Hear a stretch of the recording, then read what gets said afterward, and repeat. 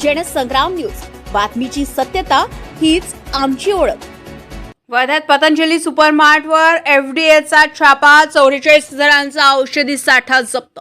वर्ध्यातील महिला आश्रम येथील पतंजली आयुर्वेदिक सुपरमार्टवर अन्न व औषध प्रशासनाची धडक कारवाई। तब्बल 44,000 रुपयांहून अधिक किमतीचा औषधी साठा जप्त। औषधांच्या लेबलवरील दावे आणि जाहिराती कायद्यांचं उल्लंघन करत असल्याचा संशय। या कारवाईमुळे आयुर्वेदिक औषध विक्री क्षेत्रात एकच खळबळ उडाली आहे।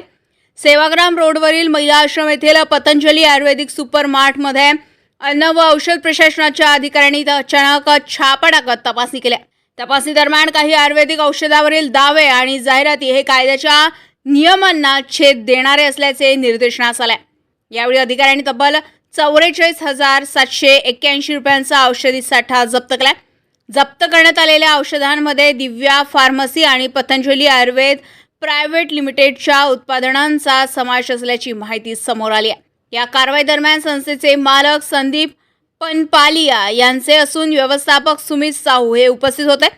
औषध प्रशासन विभागाचे सहाय्यक आयुक्त निरंजन लोहकरे आणि निरीक्षक नालंदा उरकुडे यांचा पथकाने केले। संबंधित प्रकरणाची सखोल चौकशी सुरू असून चौकशी अहवालानंतर पुढील कायदेशीर कारवाई करण्यात येणार असल्याचे प्रशासनाने स्पष्ट केले।